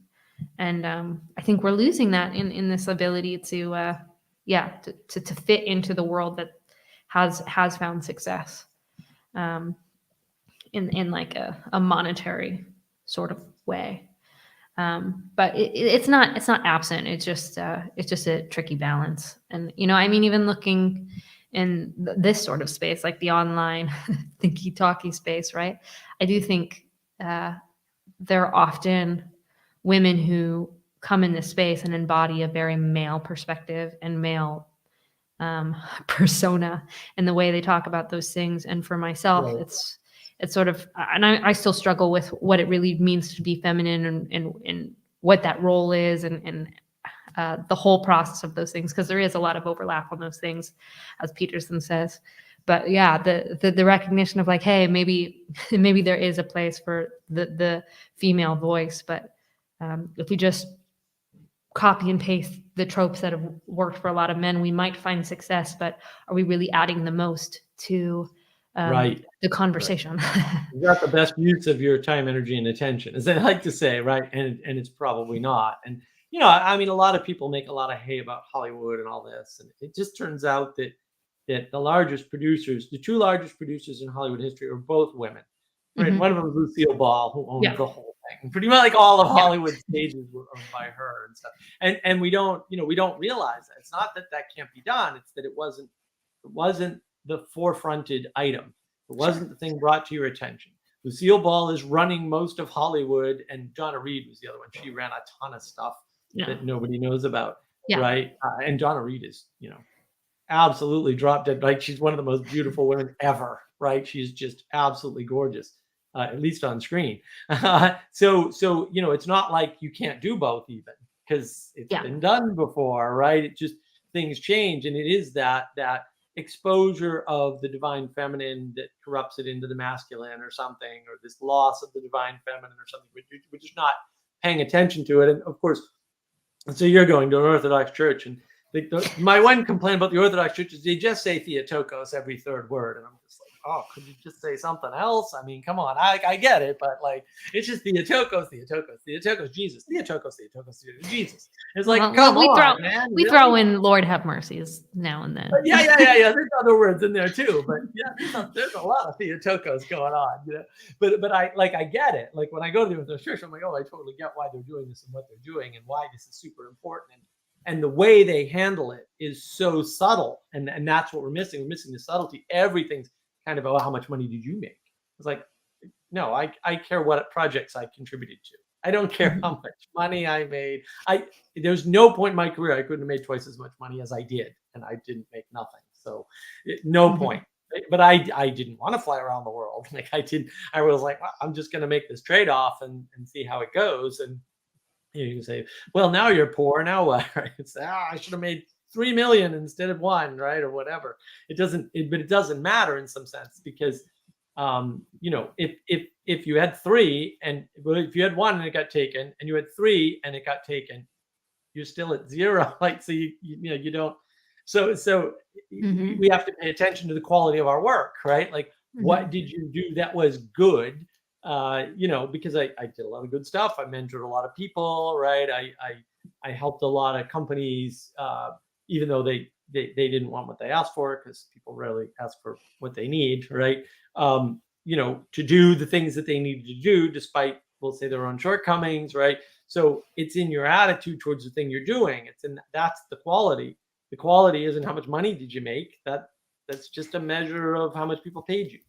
Well, it's such a minimization of the idea that, there's far more currencies than just money. And sometimes time is your most important currency. It's really the one that's not renewable in a sense. And you don't really know how much you have, right? But yeah, I think, I think we get lost in the notion of like, well, value always, create value, and that will lead to money. Well, not always, but the recognition that even if it doesn't lead to money, if you're creating something of value, you're getting some sorts of currencies in different ways. And it's often those other ways besides the monetary value. The monetary value doesn't hurt, right? Like, it certainly can help you do other things. It can't be 0, right? Yeah. It can't be the whole thing either. And No. that's where we get stuck in this quantity, and then we mistake value for money. And it's like, well, money's one measure of a part of a value. It's not value. Like, value is much bigger than money. Yeah. And what would be valuable to you might not be valuable to someone else, right? Right. That's the problem. Pearl of great Value's price, not right? Yeah, money is transportable, but value's not. And we don't really, I keep trying to explain to people, look, you can't pay somebody to care, but you can pay caring people. And those are 2 different things. And people aren't noticing the difference. It's like, yeah, you really want caring people, and then to enable them to be caring. You don't want to get stuck up in this idea that you can pay somebody and magically they're going to care. That's not how that works. Yeah, no. It's there's something much deeper. Money is not our biggest incentivizer, in the sense that it can change the drivers in us to this grand extent. Like, there's certainly some drivers, but often it's more corruptible than driving us to the compassions and the goods and the carings and all of those things. But I'm sure there are exceptions, though. I'm sure someone all of a sudden, I mean, for me, the minute I got a scholarship for school, all of a sudden it was like, oh man, somebody's paying me to do this. Okay, I better have some work ethic here, and I mean, that coupled with a lot of other things just changed the perspective of my life. But yeah, that's money doesn't solve the problem, right? Like you can talk about homelessness, and that's something actually really close to me because I have an uncle who's homeless, and I've seen addiction and the way that can lead to stuff, and it's like just giving him money that's not helping him. And like so how do you find the way to care and help for him, like in that face of like just throwing money at him, just giving him a house? That's not going to solve the problem. There's something a lot deeper going on. And like it's like it's really hard to you feel helpless of like you don't know what to do. And that's sometimes when we talk about policies and the way that we help the most marginalized in our societies. It's like, well, I think sometimes we're trying to be too pragmatic in the sense of what can change things, where there almost needs to be a deeper like cultural movement change and like relationship with each other to get that true like sense of changing in the way we can operate with those things. It's tricky. Yeah, and people don't realize that. They think, despite all the times people have thrown money at the homelessness problem and it hasn't worked, they don't get it. That doesn't fix the problem. Hey, Phil, it's good to see you. How are you, Gingy? Good. Just didn't realize I'm not washed out. Sound like you're in a tin can far away. Very far away. Oh, that's better. There we go. Hopefully better. Welcome to the stream, Gingy. Yeah, I didn't know you were doing a stream until about now. So I was like, oh, good. How are you guys doing? Yeah. Yeah, pretty good. Good. You? Are you settled in your house? Less chaos? Yeah, much less chaos. Oh God, yes. There'll be probably more chaos in the future, but not yet. You survived the release? Yes. Oh yeah. Excellent. Glad to hear it. I bet. Yeah. Just a lot. Well, I'm probably gonna round this off in the next 8 minutes. That's fine. Just to be around 2 hours. But like, is there any other things we want to talk about? Ginger, you just got here. Is there something? It's fine. 8 minutes is all I need. Yeah, I know. That's what she said. We can go a little over too, but that's fine. Don't worry about that. I'm in no rush. I was just going to do some ironing tonight. That was all I was going to do. So yeah. Got it. So what have you guys been talking about? Sorry, I've missed a lot. We were talking about filmmaking and art and beauty. Okay. And Sam Harris, and that's a weird combination altogether. Those words. Yes, it all enveloped in this very strange way, and then we were just talking about social problems and quantity versus quality. Yeah, we were all over the place. It's quite good. Wow, okay. Good. I'll have to rewatch it then. I'd say 2 hours. It's fine. Yeah, it's fine. Yeah, we lost Teo though, which is too bad. No, he's still here, but he had to go. And he was my first half guest, and then Mark came on for the second half. So if Mark wasn't here, I'd already be gone and done. Yeah. So you have Mark to thank. Mark. That's why. Yeah, Tim blame. It's not thank, blame. Fair enough, Bill. Yeah, what do you know about the true, the good, and the beautiful, Bill? Like, tell us. They exist. There we go. Problem solved.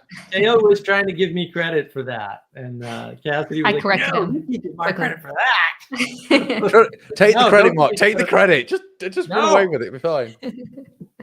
No way. I don't want Mark's whole thing about what is it? The true, the something, and the something. I'm like, okay, the true, the good, and the beautiful, but it's not Mark's. No, I can't let that slide. How many thousands of years old is it? That kind of idea. Yeah. It's a long time. It was pretty funny though. It was pretty funny that he was attributing the true, the good, and the beautiful. I guess if I'm thinking about Sam Harris, I know one thing that Sam Harris does a lot is he mixes up the beautiful with the good a lot. And he does that all the time. In fact, there's no such thing as good. It's only beauty in a weird sense. Yeah. But he packages it as good. Right.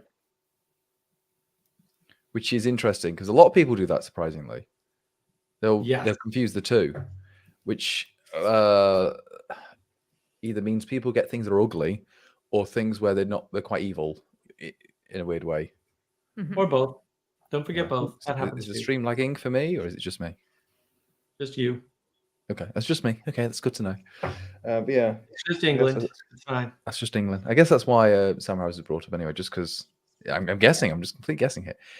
But yeah, that's Why one did thing. we talk about Sam Harris? I don't remember. We were, Well, I've now brought him up just for the fun of it. Well, the knowledge is the- the highest value thing. That's how I snuck him in. Oh, That yeah. was it was totally my fault, yes. I have a video on him, so I was like, oh, Yeah.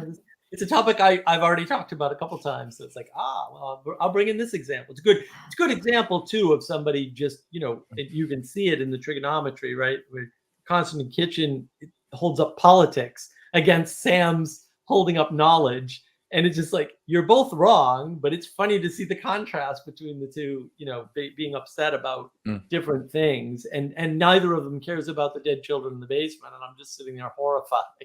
Like, wow. Yes, Sam Harris is. I try not to think of him anymore. That's the best way of putting it. Good idea. Just The best way to do it. Because it was the thing that put me off. I remember I've probably told the story before, but it was when it was him with Jordan Peterson and Brett Weinstein. Or Weinstein, I don't remember his surname. I always forget, even though I've watched his stuff numerous times.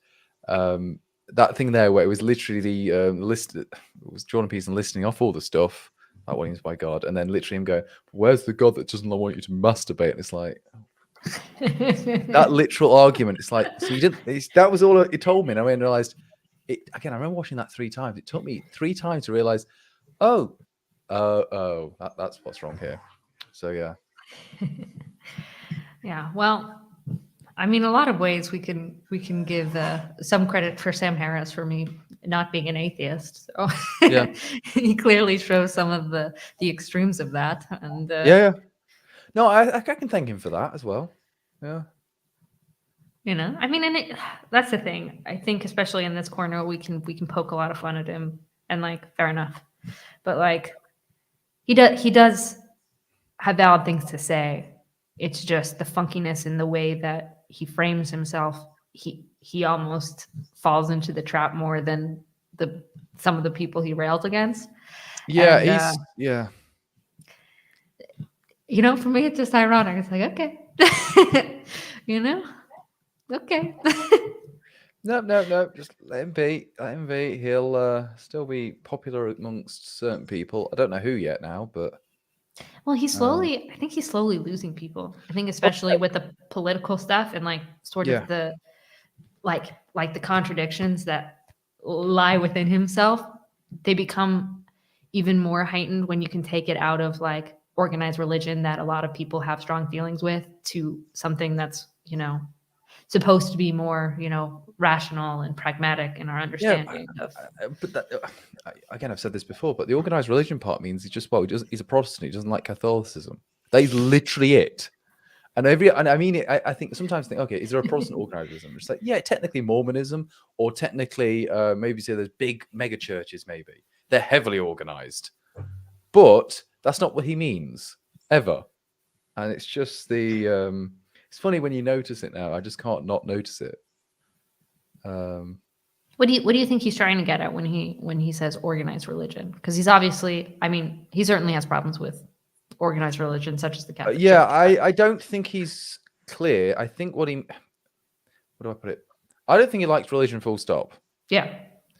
That's all he means. But what he means is if it's your own personal thing, it's your own what it came to view, but it's not harming anyone else. You're not forcing on anyone else. That's fine then. So what he means is he wants to keep the entire world secular as long as you're not bothering him. That's it. It's like, oh, you can keep your own religion. That's what he means by organized, which is effectively just he doesn't like Catholicism. That is literally about it. Or he doesn't like state religions. Well, he really hates fundamentalism. He hates fundamentalism, but I think the reason why is that he's not far from it himself. It's effectively yes. And I don't mean that as a joke. I'm like the fundamentalists and the new atheists are so close to each other in so many ways, and very I don't just mean they're very propositional. their ethics aren't different in that many ways. They'll differ on certain things. So the fundamentalists, we'll say the new atheists are a lot more libertine, while the fundamentalists are a lot more prude. But that's about it. Literally everything else, they're fine. Even then, you think that actually the new atheists are prude in many other ways. It's just, if that makes sense. But I don't know. It's interesting because I don't really care about Sam Harris anymore. The only kind of, I'm trying to think, any of the atheists I actually even care about anymore. And I don't mean that as a joke, like internet atheists. I'm just No, trying I to think. Not actual atheists. I've got many friends who are atheists. But I mean like actual internet atheists. And I'm just trying to think of any I actually care watching anymore. Like I used to watch Rationality Rules from time to time. I don't watch them anymore. Just to make sure I understood that standpoint still. I'm a weirdo still. That shouldn't be why you want to watch someone. I just can't. I honestly cannot think of anyone else. Did you Which ever is watch probably- Cosmic Skeptic? Yeah, I always. How do I put it? He's an idiot. And I do. I mean, sorry, that's blunt, but he is actually like not that smart. Like he's well spoken. He's a really nice thing. He's gone in a certain direction now, which is interesting. But like, it was weird. It was kind of this is why I think they focused on a lot of fundamentalist people, because a lot of people they were focusing on were idiots themselves. So they were just slightly smarter than them, so they could pick on them, kind of thing. It was always making fun of. It's like, why are you making fun of people like that? Just to own them, to make yourself look smarter. Yeah. I'm like, stop it. Just it's not worth your time. And I don't mean when I said idiot, I mean I'm being a bit facetious here. I didn't mean he's an actual idiot, but I just meant he was being an idiot in what he was doing. You didn't like the way he was acting, not that. Yeah, he that's what I meant. Necessarily Yeah. has a compassion. Sorry, that's what I meant. I don't mean insulting him here. It was just more of I didn't mean in the way he was being an idiot with how he's acting all the stuff, and it's more of the new atheists do this all the time. They just stop it. Just stop. I think he's tried to rearrange and adjust that. Yeah. Like he's made videos criticizing Christopher Hitchens and those sorts of things. And so there's that level in which where like, I don't know, I can appreciate him in the space where he does show kindness and an ability to have civil conversations with religious people. And, you know, he's been willing to show when he's changed his mind, and that's a value. I don't think he's a bad man. I think he's a very nice man. Yeah. I just thought I shouldn't have called him an idiot now. As I'm regretting that. I just mean being an idiot. He's not. That's what I mean. Oh god, it's annoying. It's okay, Jindu. The whole part of this, we can say things, and I know. you know, I know. we can can be redeemed. Don't worry. Yeah, you can be redeemed. Exactly. You can be redeemed. We pardon you. No. Forget. No, always one mistake done. That's it. I'm a shaker. I'm done. Don't worry, I won't clip this out and try to make it viral. Yeah, you need to. Can you do believe? it. Oh, what did he say? Oh no. No, but I mean, again, when he started, he was very young. He was 16. He's still young. I don't know how old he is. He's not that old. I say old. He's still. He's in his 20s. 20s. He's in his 20s. But like he started when he was 16. Like, Wow. Yeah. You know. That's amazing. Let's go on here. He is 23. Only 23. Wow. He'll be 24 next week. Yeah, we That were all doesn't stupid help. when we were 24. I know, Don't worry, really. Alex. We were stupid too. Don't. I'm just Yeah. kidding. Yeah. He's not gonna watch this. No. Well, if you do, hello. Happy Yeah. birthday for tomorrow, next week. Yeah. Yeah. Yeah. Well, maybe that's a good point before we start Yes. any more internet beefs. Thank you, gentlemen, for coming on. Alex, if you're watching this, we don't think you're stupid. We're sorry for saying that. No, sorry, I didn't mean to say that. I think you're being stupid, not being stupid. It's a different thing. But yeah, and thanks for all who are watching. Thanks for everybody who made questions, and thanks for all the people who chose to watch me instead of Paul's beard. We are grateful. Balls beard? That's boring. Paul was streaming when I was streaming, and Oh. someone started that comment. He's like, "Oh, he's streaming," and so I was like, "I just can't compete with that cunning beard." I'll watch the. I don't want to watch that live. That's boring. No, with Nate, I think too. So yeah, on the Pope, I couldn't be less interested in anything. But thank you, Cassie. I'm glad you have these. Oh, thank you. Nice to be able to participate. Yes, thank you for coming and making it so I wasn't Mm. alone pandering about, because that would get me in trouble. So with that, have a great afternoon, morning, evening, night, wherever you are in the world. Okay.